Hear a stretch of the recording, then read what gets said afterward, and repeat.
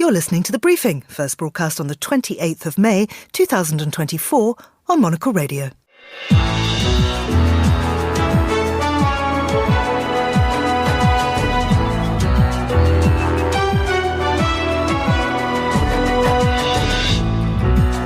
Hello and welcome to The Briefing, coming to you live from Studio One here at Midori House in London. I'm Georgina Godwin. Ahead on today's programme. Any loss of life, civilian life, is grave. We seek to go after Hamas and limit civilian casualties, and we will investigate if an investigation is needed. Israel says it's sorry for one of the deadliest single incidents in the 8-month war. However, that hasn't stopped it pushing further into Rafah. As the international community reacts, we'll have the latest news and analysis of the situation. Weeks of protests come to a head in Georgia today as the parliament meets to approve the controversial Foreign Agents Bill. We'll join our correspondent on the streets of Tbilisi. And then... The Liberals are most pro-European. The Sweden Democrats are very much against. They still campaign to get Sweden out of the EU and so on. But I think it's changing. The European Parliament elections take place next week. We'll look at how Sweden is preparing for the vote. And in Queensland, public transport will be virtually free. Electioneering or a positive move to limit climate change? We'll check in with our man in Brisbane. All that right here on The Briefing with me, Georgina Godwin. Israeli forces have continued to hit Rafah in Gaza with airstrikes and tank fire today, despite international condemnation of an attack that killed 45 people on Sunday. The IDF tanks pushed towards western neighbourhoods of Rafah in one of the worst nights of bombardments reported by residents. The UN Security Council has convened an emergency meeting as 3 European countries move to formally recognise the Palestinian state. Well, joining us now is Julie Norman, lecturer in politics and international relations at UCL and senior associate fellow on the Middle East at RUSI. Julie, it's good to have you back on the show. I wonder if you could begin by taking us through the events of the last 48 hours or so in Rafah. Well, hello, Georgina. Obviously, things have intensified immensely in Rafah in these last really 2 days. Following just the ICJ order on Friday to really draw down the offensive in Rafah, instead we have seen an escalation. Most of that came via a strike on Sunday night that Israel maintains was targeting 2 senior Hamas members. That strike ended up hitting in a tent camp, essentially, where many people had fled from Rafah. A fire broke out, estimates of at least 45 killed and scores wounded, and then continuing offensives elsewhere in Rafah as of this morning. So things have become extremely, even more dire than they were on the ground. And all of this in the backdrop of, increasing international attention and I would say condemnation of what is happening on the ground. What's Israel said about it? Yeah, so Israel has said that the strike on this in this enclave was targeting again 2 senior Hamas members. They said that it was done with precision weapons and that it was done with precise intelligence. There have since been essentially apologies from Netanyahu saying, regret for the tragic outcome of this strike. Israel has said they believe that shrapnel from the strike must have caught some of the tents on fire and resulted in this fire that we saw that caused so much of the loss of life. So they're describing this as a tragic incident, one that was not meant to target civilians in this way. But of course, for people on the ground who are experiencing this immense loss in a place that they thought was safe, they are not perceiving it that way. Now, as you said, these attacks have prompted international outrage. Is this more than verbal condemnation, though? What is the international community going to do about it?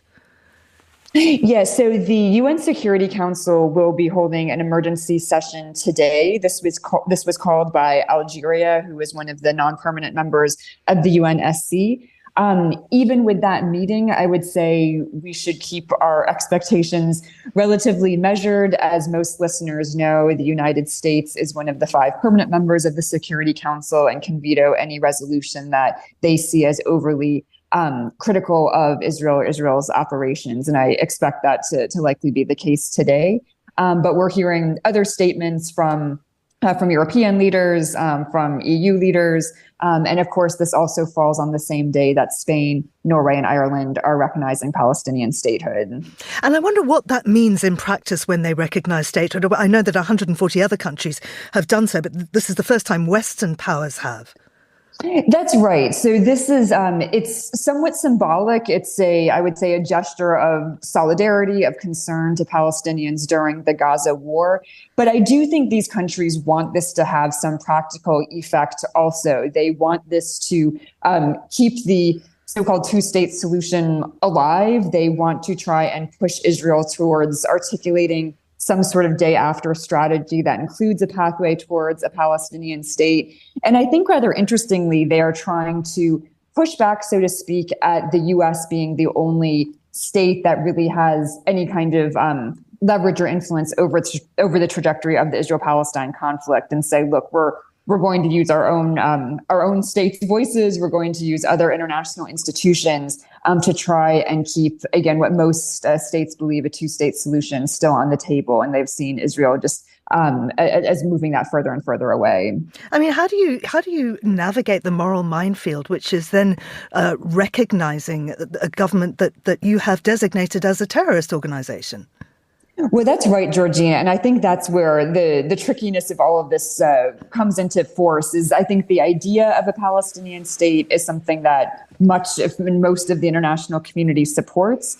Right now, the government of that foreseeable state, it's unclear what that would be. The Palestinian Authority is extremely weak on the ground. Hamas has obviously, even pre-October 7th, very little international legitimacy, and even less now. And of course, it's a state that does not have defined borders and is still largely occupied by Israel. So what that means in practice is something that would need to, this is more symbolic in that sense, because the practicalities of the state are still unclear. And finally, Julie, what do the latest developments in Rafah mean for ceasefire negotiations? I would say, to me, I think this is probably going to push ceasefire negotiations further away, including, I think the talks were just getting back on track. And I think it's going to be difficult for them to move forward with the kinds of escalations that we've seen. With that said, it's sometimes at moments like this when there is a kind of increasingly mutually hurting stalemate that we do see some willingness to compromise. So I do think a ceasefire will come in time, but I don't think it'll be immediate. I think emotions are just too raw this week with everything that's been happening. Julie, thank you very much indeed. That was Julie Norman. Now, here's Laura Kramer with the day's other news headlines. Thanks, Georgina. An attempted satellite launch by North Korea exploded just a few minutes after takeoff. North Korea claims its rocket was testing a new liquid oxygen and petroleum engine. U.S. officials say it would make a major leap in North Korean space technology and could also be a sign that the state is getting help from Russia. Ukrainian President Vladimir Zelensky has signed a long-term security deal with the Belgian government in Brussels, the latest in a series of bilateral pacts reached with Western nations in recent months. Belgium also promised an additional €1 billion in security aid and the delivery of 30 F-16 fighter jets, potentially by the end of the year. Papua New Guinea has ordered the evacuation of thousands of residents from the path of a landslide that is estimated to have buried at least 2,000 people. The landslide followed the collapse of parts of a mountain on Friday. The United Nations and other groups are leading rescue efforts. And Donald Trump's trial in New York is entering its final stages with closing arguments from prosecutors and the defense beginning in court today. The trial over hush money payments Trump allegedly made to Stormy Daniels comes as he continues to campaign for president of the United States. Those are the day's headlines. Back to you, Georgina. Thank you, Laura. Today, Georgia's parliament is set to pass the controversial and long-debated Foreign Agents Law. The bill has sparked weeks-long protests and civil unrest and will likely incur US sanctions and damage the South Caucasus country's prospects of joining the European Union. Georgie Tabagari is a civic activist and the director of Tbilisi Pride and joins me now. Georgie, good to speak to you again, but here we go again. Could you recap briefly what's happened since the governing Georgian Dream Party had to drop its efforts last year to pass this law which tightens restrictions on media outlets, on corruption watchdogs and campaign groups that receive funding from abroad? Thanks for having me. What happened since last year was that, first of all, they were announcing that they would go in the public and convince the society that this bill was about transparency, and it was necessary to take these measures. But obviously it didn't pay off because a lot of people are in the streets, and we see clearly now where the Georgian society stands, especially when it comes to blocking the Georgia's European and Euro-Atlantic path. Unfortunately, government of Georgia didn't hear out the majority of the citizens, and they are still determined to overrule the veto that President put on the proposed bill. And the parliamentary debates have been happening, and it's still ongoing today. And there's no sign of refraining from Georgian Dream. So it seems like that in a couple of hours they are going to overrule the veto, and we will wake up in the new reality once this bill enters into force, basically. But, there were huge public protests the first time this was introduced, to the point where the government actually pulled back on this. Then they reversed the decision in April. Is there any chance that public protests could again halt the passage of this? I believe that the protests won't stop. It's only the beginning, because now we are entering the phase when if the law is being implemented, it's going to target a lot of people in the civil society, private individuals, and I don't see the sign that people backing off. It's going to be continuous street protests and until the elections, which is taking place in October. But that's the whole point. The goal of Georgian Dream is to sort of clear out the path to carry out the elections and steal the votes, basically, from the citizens, because no one expects that there will be free and fair elections when this bill is being there. There won't be election observation or organizations locally who will be able to carry out their mission, or there won't be free media if this bill is being fully carried out. So no one expects the elections to take place in the normal circumstances. But I think this is still going to be a trial period for opposition, for president to regroup and to somehow show the citizens, and maybe also increase the support base in the supporters of the current ruling party, Georgian Dream. So I would say the next 5 months will be the crucial for Georgia and its future. What is the state doing to those who disagree? We've heard talk of extreme threatening behaviour. Indeed, it was unprecedented what was happening in Georgia in the past couple of weeks. We don't remember government acting that way, but literally critical voices were targeted in their entrance of their houses. Like my car, for instance, was completely damaged and destroyed, as well as many other people who were targeted in their home places, basically. A lot of people have been persecuted. Over 200 people are arrested by now, and many more are receiving the court notifications as the time moves. So the government is using this Russia-style or Belarus-style methods to spread the fear among the society and repress the protests in that way. But I believe that the anger and the rage in the Georgian public is very strong. Especially, we have a history of the Russian occupation. Georgia only was independent for 3 years, from 1918 to 1921. And when we lost the independence in 1921, it very much looks like how it was executed back then. And unfortunately, it's the 33rd year now as we've been independent, and we are facing the very similar challenges of losing independence and sovereignty, unfortunately, with the hands of ruling Georgian Dream Party, which there's no doubt at the moment that they are pushing this Kremlin hybrid war in Georgia. What's the West saying about it? There is absolute unity. Georgian Dream doesn't have a single partner at this point, apart from Kremlin, Hungarian government, and Slovakia maybe. But this is it pretty much.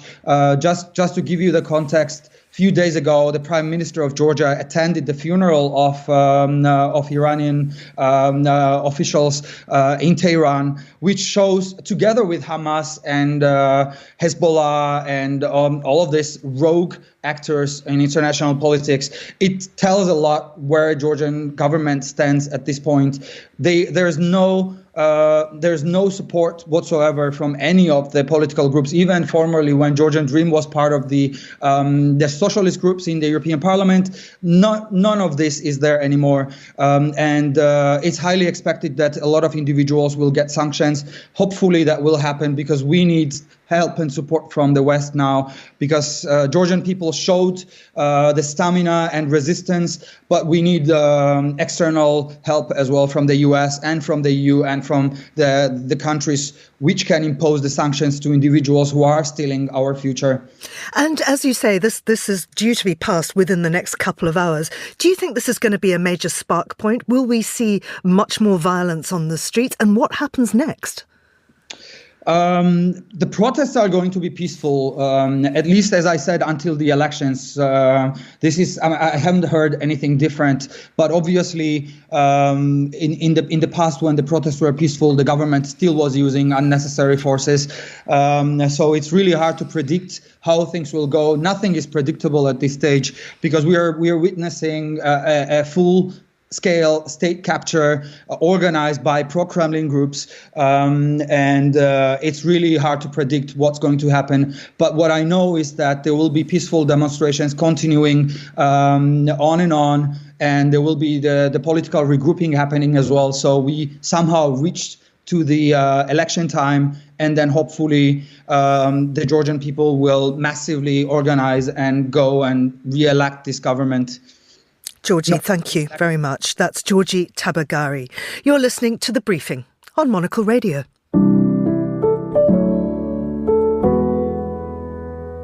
You're back with The Briefing on Monocle Radio. I'm Georgina Godwin. Now, to our series in the run-up to the European Parliament's elections next week. Today, we hear from Sweden, a country voting for the first time since joining NATO, and where political parties are jockeying for position at a dedicated village in the centre of Stockholm. Monocle's Bruno Kaufmann reports. On a square in central Stockholm called Sergelstorg, you can find a temporary small village of campaign cabins. Each of one of the main parties running for one of the 22 Swedish seats in the next European Parliament has one cabin. Outside such a cabin, paved with posters and stickers, all in blue, Oscar from the Liberal Party speaks to passerbys. What is the main message of this party? We also have a poster here to fight cross-border crime, that we want a common European police force to fight cross-border crime. Oscar's Liberal Party are part of the ALDE group in the European Parliament, the Alliance of Liberals and Democrats for Europe.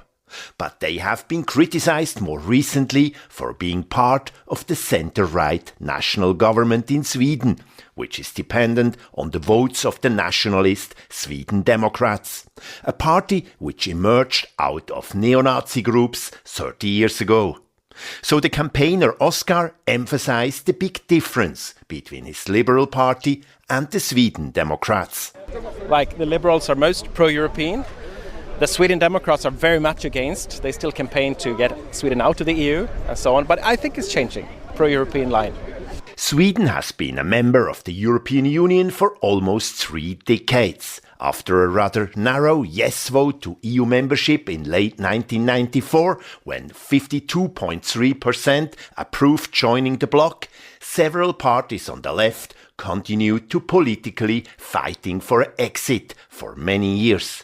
It is the first European election after Sweden's accession to NATO this spring. A step of historic dimensions, as the Nordic country for more than 200 years pursued military neutrality, and that with great success, not being involved in war for 2 centuries. However, Russia's attack on Ukraine has changed everything also for Sweden, and it values its membership in the European Union more than ever before since accession 30 years ago, says Louise Bengtsson, Deputy Director at the Swedish Institute for European Policy Studies, SIEPS. If you look at the polls and the numbers of Swedes who are in favor of EU membership, that has actually gone up quite significantly. And especially if you look at data from after the Russian invasion of Ukraine, the full-scale invasion. So we have support for EU membership at record high levels right now. Together with other institutions in the Eurobarometer network, SIEPS measures opinions and attitudes to Europe in Sweden. But it is not just the Russian war in Ukraine and its implications for Sweden, which by population and area is the biggest Scandinavian country, which has contributed to this change of opinions. In the next small cabin in the election campaign village on Sergels Torg, I meet another campaigner, Ali from the Left Party. For him and his party, there is one important issue to work for in this election campaign. The biggest questions is probably regarding EU is trains. It costs it does cost less to take the plane in the EU, almost back and forward, than it is to go anywhere with once to a country with a train. And it takes at least an extra day or two with the train than it would be to just take a plane for 2 hours. So that is one thing that we want to do, and that is tied to the climate, because trains are better for the climate. All political parties who are currently represented in the Swedish parliament, the Riksdag, do have representation in the previous European Parliament. But this could change now, as the political atmosphere has changed in both Europe and Sweden. For SIEP's Deputy Director Louise Bengtsson, it is primarily a recent incident in Sweden, which has illustrated the increasing polarization, which has been recorded across the continent, strongly influenced by a rhetoric used by the far-right parties. There has been news about the Sweden Democrats actually running some anonymous accounts from their communication department, and the content of what has been posted has been rather controversial. It contains some fake videos and it contains xenophobic messages and polarizing content. So I think that this discussion in a Swedish context is very much connected to democracy. For a long time, Sweden and its social model has been a special case in the far north. A success story of a peaceful and stable welfare state. This made Sweden and the Swedes somewhat reluctant to the European Union, with a know-it-all attitude to the political lowlands of Brussels and Strasbourg. But as the big questions like peace, environment and health have become truly transnational, Swedish conversations and debates ahead of the June elections to the European Parliament have become truly European.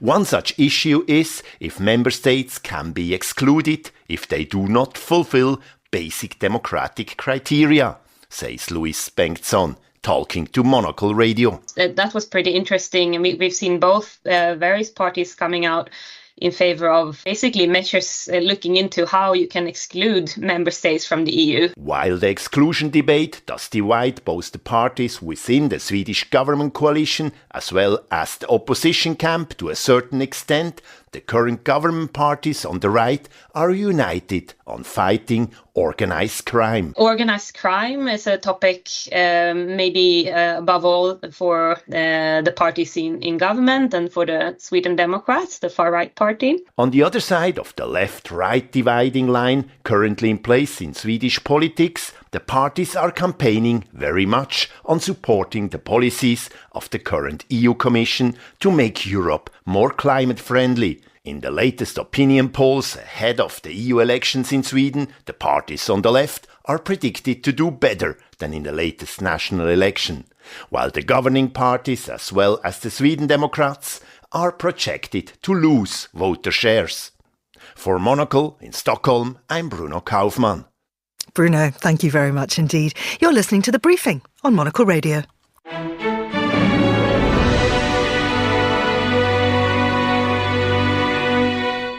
And finally on today's show, good news for Queensland commuters. The Australian state is offering public transport for all Gold Coast travel for 50 cents.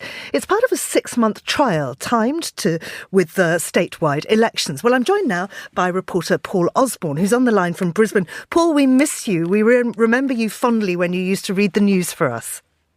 Back in the day, and now here I am sitting shivering in the Brisbane winter. Oh, you poor man. We could not be more sorry for you. But at least you get to travel for very, very cheaply. So tell us all about this. What's happening? Virtually for free. This was announced over the weekend by the State Premier of Queensland, Stephen Miles, that from the 5th of August for a 6-month trial period, all public transport journeys across the entire state will cost 50 cents. A flat fare, doesn't matter how far you travel, and in Queensland some of those journeys can be pretty long. Now, as I say, it's a 6-month trial.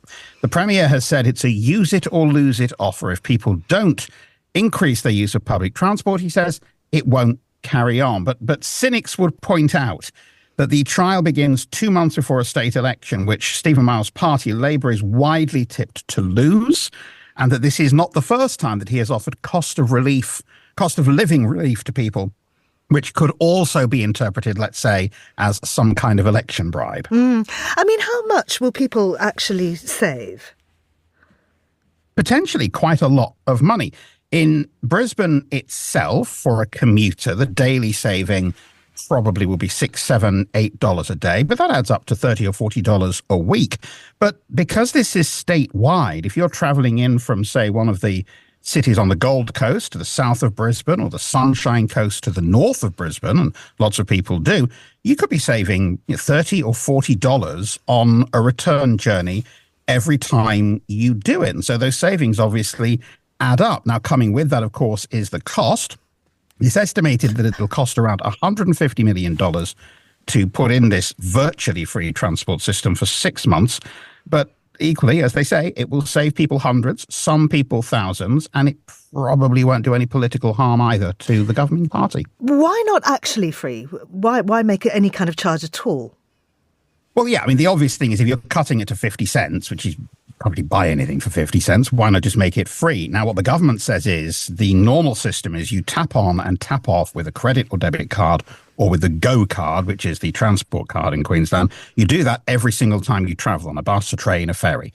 If you made it free, nobody would tap on or off, and you wouldn't be able to measure the success of the scheme. And the government has said that the continuation of the scheme depends on whether or not it succeeds, whether or not more people start using public transport, people start leaving their cars at home. So from that perspective, they want to have this sort of token fare to make sure people have to tap on and off so that they can measure how successful this is or isn't. And academics have said this is fascinating because it's a statewide experiment involving millions of people into what happens to public transport usage in a city and a wider area when you make it effectively free. But that 50-cent fare means you can actually keep tabs on exactly how many people are using it.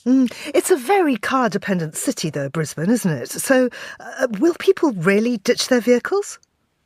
Well, only 1 in 10 journeys in Brisbane are made by public transport. 90% are private journeys, usually in the car. Researchers say, look, fares help. If you cut the price of a public transport fare to a very low level, more people will use public transport. But also, those services need to be frequent, they need to be reliable, they need to be comfortable. Now, if you cut the fares to 50 cents, there's a reasonable prospect that some of those services could be overcrowded with people trying to get those cheap transport fares. Would that maybe put some people off? And there is also that issue of what they call the lock-in effect of owning a car. If you already have a car sitting on your driveway, or 2 cars, which is pretty common in most Australian cities, then why not use them rather than walk down to the railway station, wait for a bus? Why not use the car you have? So it's tricky to get people out of that car obsession. And Australian cities are built for cars. Now, to give you an example, prior to this reduction, if I took my family down to the South Bank of Brisbane for a show or for a day out, I'd be looking at spending $25 or $30 in public transport fares. But I could park in the city centre at the weekend for $6. In terms of encouraging public transport use, it is very much car-centric. So obviously cutting those fares so that journey for me, for example, will be $3 there and back for all of us, suddenly makes that a lot more appealing. And Paul, you mentioned the politics of it. This is in fact the second cost of living support measure announced by the Queensland government. Yes, Stephen Miles announced a few weeks ago that every family in Queensland would get a $1,000 credit towards their energy bills. He said that in some cases that meant that they wouldn't have to pay an energy bill for the rest of the year. Now, again, just like the transport fares, that's been presented as cost of living relief. And it will be a relief for many people. But again, it's just a few months now to the state elections. Labour have been in power in Queensland for a long time.